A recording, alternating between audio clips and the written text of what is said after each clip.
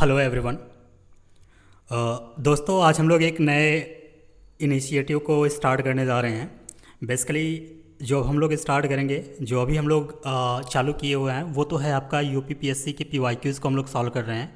जो भी previous year के सवाल आए हुए हैं यूपीपीएससी के द्वारा कंडक्ट कराए गए एग्ज़ाम में, अब हम लोग बेसिकली यूपीपीसीएस के मद्देनज़र आरओ के एग्ज़ाम को लेकर के, या यूपीबीईओ के एग्ज़ाम को, ब्लॉक एजुकेशन ऑफिसर के एग्ज़ाम को लेके, यानी कहने का मतलब है कि यूपीपीएससी जितने भी हायर लेवल के एग्ज़ाम को कंडक्ट कराता है, उनमें जो कोर टॉपिक हैं, यहाँ से सवाल अक्सर हर साल देखने को मिलते हैं या तो अल्टरनेट ईयर में आपको देखने को मिलते हैं।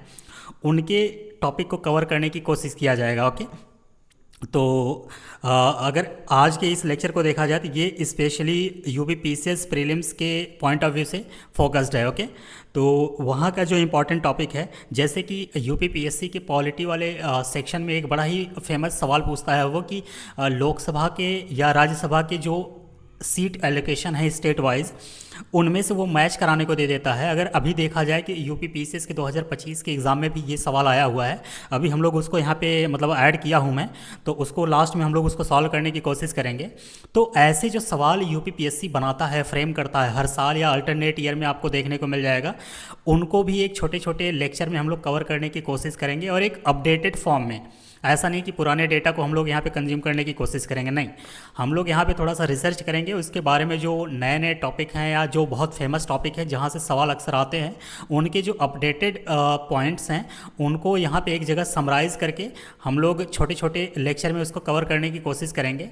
और इसके लिए काफ़ी आपको स्पेशली फोकस्ड नहीं होना होगा। जब भी आप खाना खा रहे हैं या कुछ ऐसे फ्री में बैठे हुए हैं, तो इन छोटे छोटे वीडियोज़ को दे करके आप अपने कॉन्सेप्ट को क्लियर करते चलिए, क्योंकि यहाँ पे मेरा मेन फोकस यही होगा कि जितने भी यूपीपीसीएस में या अदर एग्ज़ाम में जो काफ़ी हाईलाइटेड सवाल होते हैं, जो अक्सर फैक्चुअल नेचर के होते हैं, उसको एक चार्ट के रूप में मैं आपको प्रोवाइड करने की कोशिश करूँगा, और जिससे आपके सवाल ऑलमोस्ट देखा जाए तो 10-12 सवाल आपके एग्ज़ाम में जितना अभी आप कर पा रहे होंगे वो बढ़ जाएंगे।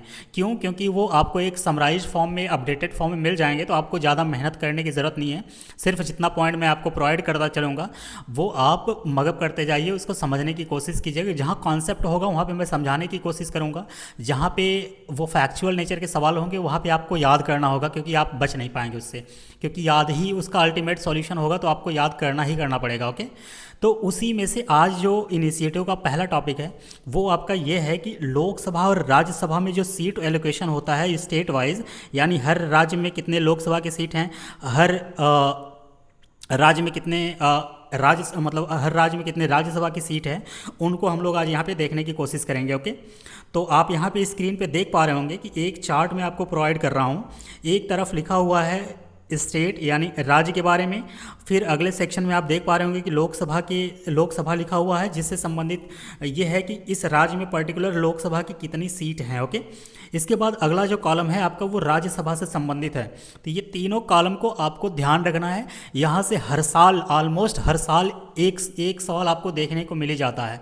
अभी जो यूपीपीसीएस का 2025 का सवाल कंडक्ट कराया, मतलब एग्ज़ाम कंडक्ट कराया गया था, उसमें भी एक सवाल यहाँ से आपको देखने को मिल गया था। तो ओके, तो इसको आप लोग, इस इनिशिएटिव को ज़रूर फॉलो कीजिएगा, और आप लोग मुझे कमेंट सेक्शन में ज़रूर जाके ये बताइएगा कि किस पर्टिकुलर टॉपिक को मतलब जल्दी ख़त्म करना है। आप कहने का मतलब आप अपना सजेशन दीजिएगा कि कोई अगर पॉइंट मुझसे छूट रहा है तो वो पॉइंट कौन सा अगला होना चाहिए जिस पे मैं वीडियो बनाऊं या उस पर लेक्चर बनाऊं। ओके, तो आप लोगों का भी इसमें हमें बिल्कुल सपोर्ट चाहिए। ऐसा नहीं कि मैं सिर्फ इसे अकेले कर पाऊँगा।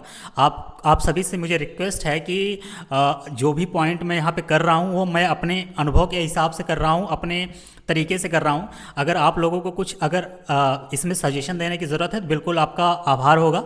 आप मोस्ट वेलकम है आपका। कमेंट सेक्शन में जाके आप जो भी टॉपिक आपको मतलब लगता है कि सर इस पे वीडियो बनाना ज़रूरी है, तो मैं आप उसे कमेंट सेक्शन में आप ज़रूर लिखिएगा।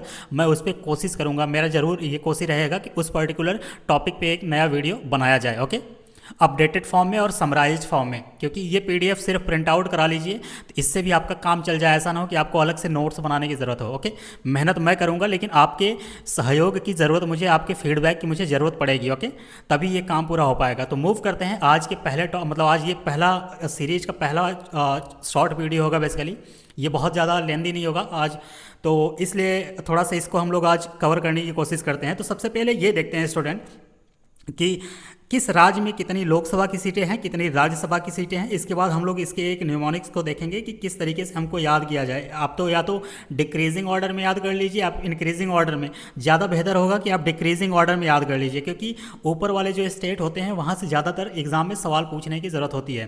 पहला पॉइंट तो मैं आपको ये बता दूँ कि जितने भी आप यहाँ पर देख पा रहे होंगे, ये जो स्टेट है ना, ये बेसिकली आप देखेंगे तो ये राज्यसभा का जो डिक्रीजिंग ऑर्डर है उससे मैच कर रहा है। शुरुआत में मैंने इसको राज्यसभा को बनाया था एक अलग, फिर इसके बाद एक मैं लोकसभा का अलग बनाया था। तो मुझे ये समझ आया कि दोनों को एक जगह मर्ज कर दिया जाए तो ये ज़्यादा बेहतर आपके लिए हो जाएगा, आपको भी भटकने की ज़रूरत नहीं होगी और आपको भी एक बना बनाया नोट्स मिल जाएगा। ओके, तो जो ये अरेंजमेंट है, कहने का मतलब है कि यूपी, महाराष्ट्र, तमिलनाडु, ये सब जो स्टेट का ऑर्डर है, ये बेसिकली अब अगर आप देखेंगे तो ये राज्यसभा के डिक्रीजिंग ऑर्डर के बेस पे बनाया गया है। लोकसभा को मैंने बाद में ऐड किया था, इसलिए थोड़ा सा मैं ये वाला लोकसभा वाला ये ऑर्डर फॉलो नहीं करेगा, तो आप इसको ध्यान रखिएगा। मैं इसलिए पहले से बता दे रहा हूँ कि आप कंफ्यूज नहीं कीजिएगा। ओके, तो हम मूव करते हैं और टॉपिक को थोड़ा स्टार्ट करते हैं। ओके, तो आप देख पा रहे होंगे कि स्क्रीन पे कि उत्तर प्रदेश पहला लिखा हुआ है। उत्तर प्रदेश इसलिए लिखा है कि उत्तर प्रदेश सबसे ऊपर इसलिए लिखा गया है कि सबसे ज़्यादा अगर सीट देखी जाए, चाहे वो लोकसभा हो चाहे वो राज्यसभा हो, पूरे भारत में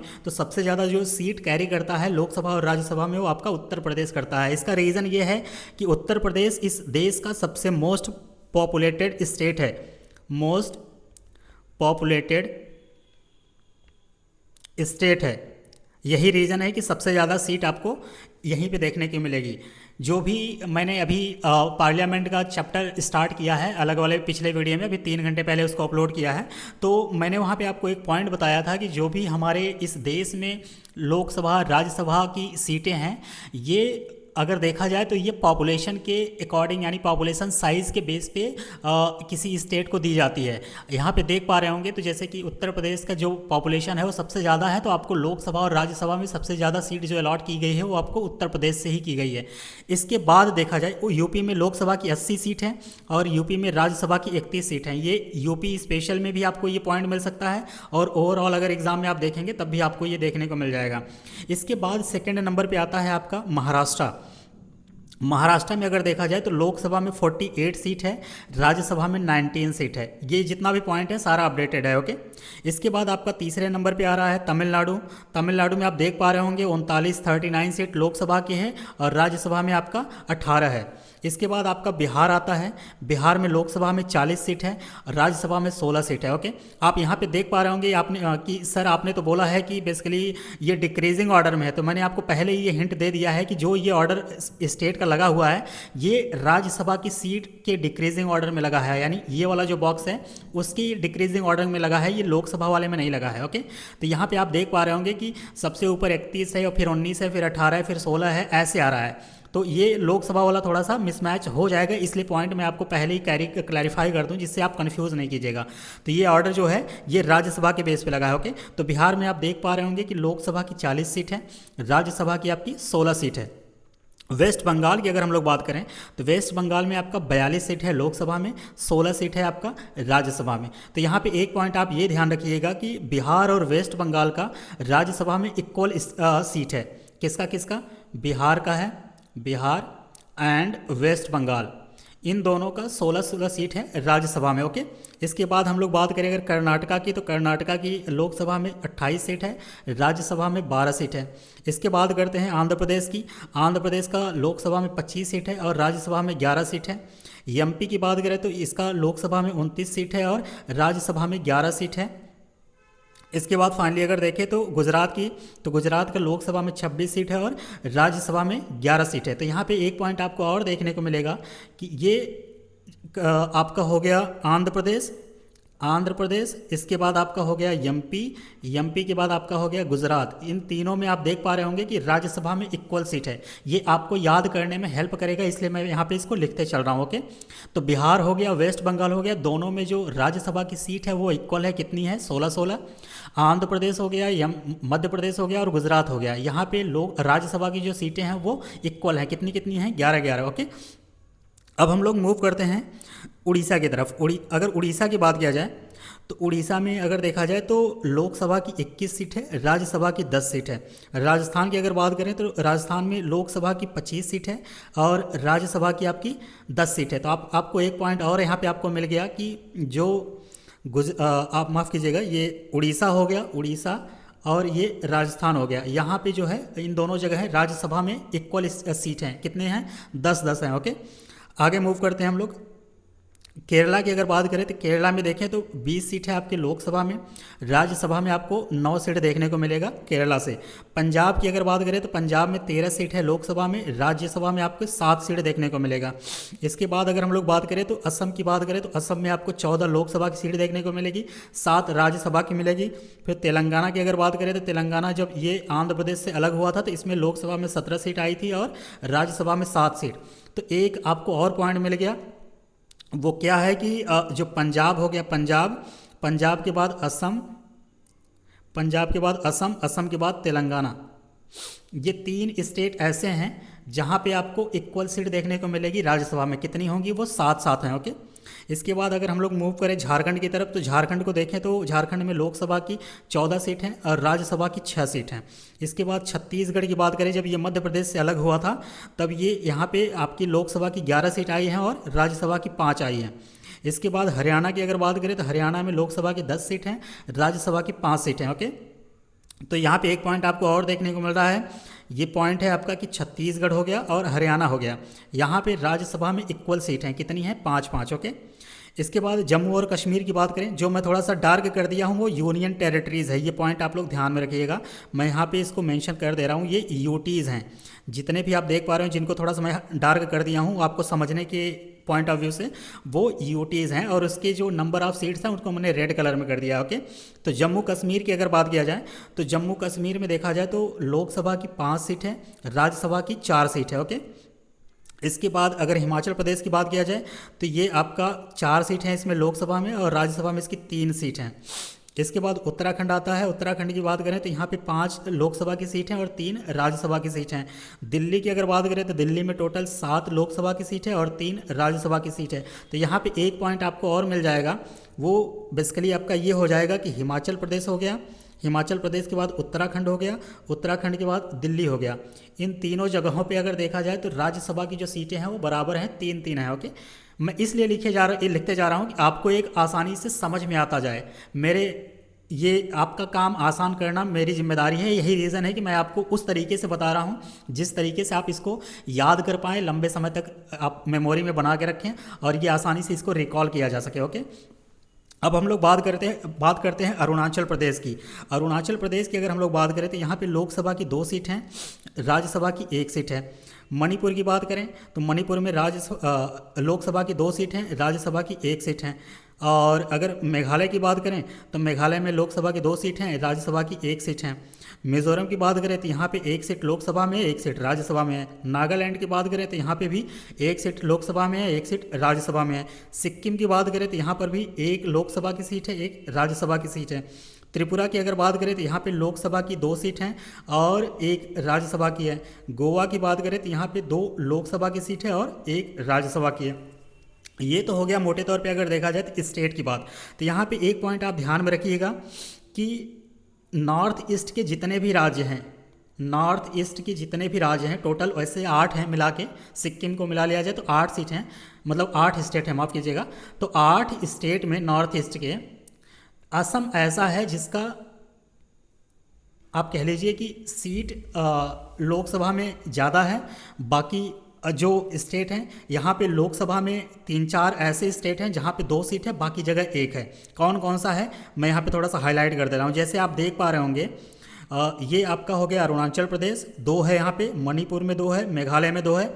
इसके बाद एक ये है आपका त्रिपुरा। यहाँ पे कितने हैं, ये लोकसभा में इनमें से आपको 2 सीट मिलेगी लोकसभा में। ओके, लेकिन राज्यसभा की अगर बात करें तो नॉर्थ ईस्ट के सारे स्टेट में राज्यसभा में आप देख पा रहे होंगे 1 ही सीट है। ये पॉइंट थोड़ा सा आप ध्यान रखिएगा, एक्सेप्ट गोवा अलग हो जाता है, नॉर्थ ईस्ट से अलग है, लेकिन वहाँ भी राज्यसभा में 1 है, लेकिन लोकसभा में यहाँ पे 2 सीट आपको देखने को मिलेगा। ये थोड़ा सा पॉइंट आप ध्यान रखिएगा। ओके, अब हम लोग थोड़ा सा इसके यूनियन टेरिटरीज़ की बात कर लेते हैं। यूनियन टेरिटरीज़ जो कि हम लोग इसे यूटीज़ कहते हैं, केंद्र शासित प्रदेश कहते हैं। इसलिए कहते हैं कि यहाँ पे डायरेक्ट केंद्र का यानी सेंटर का कंट्रोल होता है। जैसे स्टेट होते हैं उनकी अपनी अलग पावर होती है, लेकिन जो भी यूनियन टेरिटरीज़ होती हैं, केंद्र शासित प्रदेश होते हैं, वहाँ पे केंद्र का यानी आप कह लीजिए इनडायरेक्टली तो ये राष्ट्रपति का डायरेक्ट वहाँ पे कंट्रोल होता है। ओके, तो थोड़ा सा वहाँ का हम लोग सीट देख लेते हैं। अगर ओवरऑल देखा जाए तो लगभग हर एक यूनियन टेरिटरीज में लोकसभा की सीट है, लेकिन हर एक यूनियन टेरिटरी में राज्यसभा की सीट नहीं है। तो मैं अभी वो भी पॉइंट आपको बता दूंगा। तो पुदुचेरी की अगर बात किया जाए, पुदुचेरी की बात किया जाए तो लोकसभा की एक सीट है इसमें और राज्यसभा की एक सीट है। अंडमान निकोबार आइलैंड की बात किया जाए तो यहाँ पे लोकसभा की सीट है, राज्यसभा की कोई सीट नहीं है। ओके, इसके बाद अगर हम लोग बात करें चंडीगढ़ का, तो चंडीगढ़ में एक लोकसभा की सीट है, राज्यसभा की कोई सीट नहीं है। Dadra and Nagar Haveli and Daman and Diu की बात किया जाए तो यहाँ पे लोकसभा की 2 सीट है, लेकिन राज्यसभा की कोई नहीं है। लद्दाख की अगर बात किया जाए तो यहाँ पे एक लोकसभा की सीट है, राज्यसभा की कोई नहीं है। लक्षद्वीप की बात किया जाए तो यहाँ पे भी एक लोकसभा की सीट आपको देखने की मिलेगी, लेकिन राज्यसभा की कोई सीट नहीं देखने को मिलेगी। ओके, तो ये कुछ बेसिक पॉइंट हो गया। अब पॉइंट हमें ये समझना है कि जो यूनियन टेरिटरीज़ हैं, यूटीज़, जस्ट अ मिनट, हाँ, यूटीज़ जो हैं यूनियन टेरिटरीज़ यानी केंद्र शासित प्रदेश, उनमें अगर हम लोग देखें तो दिल्ली हो गया, दिल्ली के अलावा देखा जाए तो जम्मू एंड कश्मीर, जम्मू कश्मीर के बाद अगर बात करें तो हम लोग आपका पुदुचेरी, ये 3 ऐसे यूनियन टेरिटरीज या केंद्र शासित प्रदेश हैं जहाँ पे आपको राज्यसभा की सीट देखने को मिलेगी। बाकी 5 और यूटीज़ हैं, वहाँ पे आपको राज्यसभा की सीट नहीं देखने को मिलेगी। ये पॉइंट आप लोग धीरे धीरे जब रिवाइज करेंगे तो आपको याद होता चला जाएगा। ओके, तो यहाँ पे 3 पॉइंट मैंने आपको बता दिया कि दिल्ली, जम्मू एंड कश्मीर और पुदुचेरी, यहाँ पे तीनों जगह राज्यसभा की सीट है। बाकी और जितने भी यूनियन टेरिटरीज हैं आपको राज्यसभा की सीट नहीं देखने को मिलेगी। ओके, इसके अलावा एक पॉइंट आपसे ये पूछा जाता है कभी कभी एग्ज़ाम में कि नॉमिनेटेड कितनी सीटें हैं।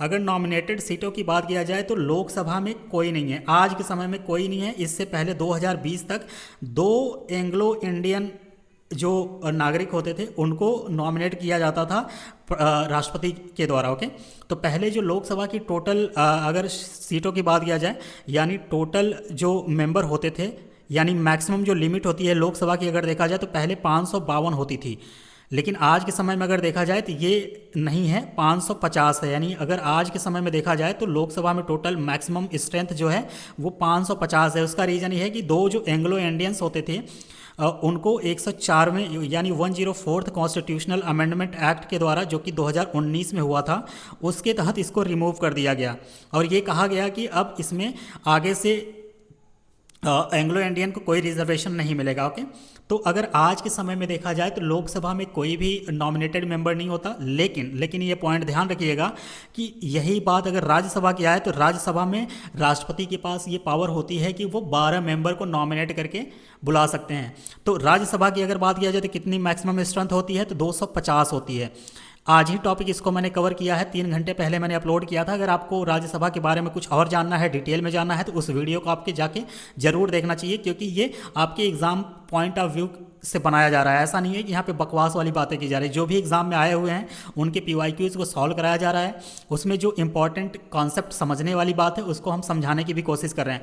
तो मैंने उस वाले लेक्चर में आपको बताया कि जो राज्यसभा की मैक्सिमम स्ट्रेंथ है वो 250 है, उसमें से 238 जो मेंबर हैं वो इलेक्ट होके आते हैं इनडायरेक्टली स्टेट लेजिस्लेटिव असेंबली यानी विधानसभा के मेंबरों द्वारा, यानी जो इलेक्टेड मेंबर MLA होते हैं उनके द्वारा ये चुन के आते हैं। और बाकी 12 जो मेंबर हैं वो नॉमिनेट किए जाते हैं प्रेसिडेंट के द्वारा। ओके, तो मैंने मैक्सिमम स्ट्रेंथ आपको लोकसभा की भी बता दिया और राज्यसभा की बता दिया, कितने मेंबर नॉमिनेट होते हैं वो भी मैंने आपको बता दिया। लोकसभा में 0 हैं, राज्यसभा में 12 हैं। ओके, इसके बाद हम लोग जो 2025 में एक सवाल आया हुआ है उसको सॉल्व करते हैं। फिर इसके बाद हम लोग इसके डिक्रीजिंग ऑर्डर को अरेंज करके मैंने आपको यहाँ लिख दिया है, आप उसको देख लीजिएगा और अपने आप से उसको समझने की कोशिश कीजिएगा कि मैं किस तरीके से आपको समझाने की कोशिश कर रहा हूँ, वो पॉइंट सही है या नहीं। तो आप यहाँ पे देखिए 2025 का सवाल है ये 2025 UP PCS के प्रीलिम्स में आया हुआ है। ओके, तो ऐसे ही टॉपिक अब हम लोग कवर करने की कोशिश करेंगे जो कि अक्सर हर साल आपको देखने को मिलते हैं या अल्टरनेटिव डे पे मिलते हैं, जो मैच कराने के लिए ज़्यादातर सवाल देखने को मिलता है। तो यहाँ पे क्या दे रखा है, बाएं साइड आपको स्टेट दे रखा है, उसके राइट साइड आपको राज्यसभा की जो नंबर ऑफ सीट है उसको मैच कराने की बात कर रहा है। तो महाराष्ट्र दे रखा है, कर्नाटका दे रखा है, बिहार दे रखा है, तमिलनाडु दे रखा है और राज्यसभा की बात कर रहा है। ओके, तो यहाँ पे पॉपुलेशन के बेस पे हो रहा है। तो बेसिकली अगर आप देखें तो महाराष्ट्र की बात करें या कर्नाटका की बात करें तो सबसे पहले महाराष्ट्र को मैच कराते हैं। महाराष्ट्र में अगर देखा जाए तो महाराष्ट्र में टोटल 19 सीट हैं। कितनी हैं? 19। महाराष्ट्र में टोटल राज्यसभा की जो है 19 सीट है, 19। कर्नाटका की अगर बात करें तो कर्नाटका में इससे कम है क्योंकि वहाँ पे पॉपुलेशन कम है, वो है आपकी 12। इसके बाद अगर बिहार की बात करें तो बिहार में भी काफ़ी पॉपुलेशन आपको देखने को मिलेगी। यही रीज़न है कि वो कर्नाटका से आपको ज़्यादा देखने को मिलेगा, 16 सीट है। तमिलनाडु की अगर हम लोग बात करें, तो तमिलनाडु में टोटल अगर देखा जाए तो ये आपकी 16 सीट हैं। यानी बिहार में 16 हो गई और माफ़ कीजिएगा, तमिलनाडु में आपकी 18 हो जाएगी। जस्ट अ मिनट, हाँ, तमिलनाडु में आपकी 18 सीट हो जाएगी। ओके, तो एक एक करके देखते हैं यहाँ पे क्या दिया है। महाराष्ट्र में कितना है? 19। तो एक को अगर हम लोग 3 से मैच करा दें तो ऑटोमेटिक आपका आंसर आ जाएगा और करेक्ट आंसर आपका हो जाएगा ऑप्शन नंबर बी को अगर हम बी यानी कर्नाटका 12 सीट से मैच कराएं तो ये 4 हो जाएगा। ठीक है, बिहार को अगर हम लोग 16 देखते हैं तो ये आपका हो जाएगा सी का ए, सही बात है। और तमिलनाडु का 18 है, और तो इस हिसाब से अगर देखें तो आपका करेक्ट आंसर हो जाएगा ऑप्शन नंबर बी। तो यहाँ पे मैं थोड़ा सा इसको निमोनिक्स बना के आपको दे दिया हूँ, आप देख लीजिए इसके डिक्रीजिंग ऑर्डर को। यहाँ पे मैं जो प्रोवाइड कर रहा हूँ वो डिक्रीजिंग ऑर्डर है स्टेट वाइज। ओके, किसका? लोकसभा का। राज्यसभा का मैंने ऑलरेडी आपको ऊपर ही बना के दे दिया है, तो इसलिए मैंने उसको यहाँ पे मेंशन नहीं किया है। यानी कहने का मतलब है कि जो ये ऑर्डर है आपका, ये डिक्रीजिंग ऑर्डर में ही है, लेकिन लोकसभा का डिक्रीजिंग ऑर्डर में नहीं था, इसलिए मैंने यहाँ पे इसको अलग से लिख दिया है ताकि आपका काम आसान हो जाए, आप आसानी से इसको समझ पाएँ। ओके, तो यहाँ पर आप देख पा रहे होंगे कि यूपी में 80 है, महाराष्ट्र में 48 है। लोकसभा की बात कर रहा हूँ, ये पॉइंट आप ध्यान में रखिएगा, मैं हाईलाइट कर देता हूँ, अदरवाइज आप लोग कन्फ्यूज न कर जाएं। ओके, इसके बाद वेस्ट बंगाल में 42 लोकसभा की सीट हैं, बिहार में 40 है, तमिलनाडु 39 है, एमपी में आपके 29 हो गए, कर्नाटका में 28 हो गया, गुजरात में 26 हो गया, आंध्र प्रदेश और राजस्थान में आपके हो गए 25, उड़ीसा में देखें तो 21 हो गया, केरला की बात करें तो 20 हो गया, तेलंगाना में 17 है, असम में अगर बात किया जाए और झारखंड में बात किया जाए तो 14 हैं, पंजाब में 13 सीट हैं और छत्तीसगढ़ में 11 है, हरियाणा में 10 है। इसके बाद कुछ छोटे राज्य हैं, पहाड़ी राज्य हैं, उत्तराखंड में देखें तो 5 है, हिमाचल प्रदेश में 4 हैं। इसके बाद आपका अरुणाचल प्रदेश हो गया, मणिपुर हो गया, मेघालय हो गया, त्रिपुरा हो गया एंड गोवा हो गया। यहाँ पे आपको 2-2 सीट देखने को मिलेगी। इसके बाद फाइनली अगर देखें तो मिजोरम हो गया, नागालैंड हो गया, सिक्किम हो गया, यहाँ पे आपको एक सीट देखने को मिलेगा। अब यहाँ पे जो मैं मेंशन किया हूँ ये आपका यूनियन टेरिटरीज़ है, यूटीज़ की मैं बात कर रहा हूँ, इसको अलग से मैं हाईलाइट कर दिया हूँ। दिल्ली की बात करें तो यहाँ पे 7 सीट देखने को मिलेगी, जम्मू एंड कश्मीर की बात करें तो यहाँ पे 5 सीट आपको देखने को मिलेगा, दादरा एंड नागर हवेली एंड दमन दीव की बात करें तो यहाँ पे 2 सीट आपको देखने को मिलेगा। कहाँ पे? लोकसभा में। इसके बाद पुदुचेरी की बात करें, अंडमान निकोबार आइलैंड की बात करें, चंडीगढ़ की बात करें, लद्दाख की बात करें एंड लक्षद्वीप की बात करें, तो ये 5 जो आप कह लीजिए यूटीज़ हैं, यहाँ पे आपको 1 लोकसभा की सीट देखने को मिलेगी। तो उम्मीद करते हैं ये सीरीज़ आपको अच्छी लगेगी और आपके सजेशन की मुझे बेसब्री से इंतज़ार रहेगा। जो कुछ भी आप सजेस्ट करना चाहें आप बिल्कुल कमेंट बॉक्स में जाके सजेस्ट कीजिएगा बेफिक्र होके।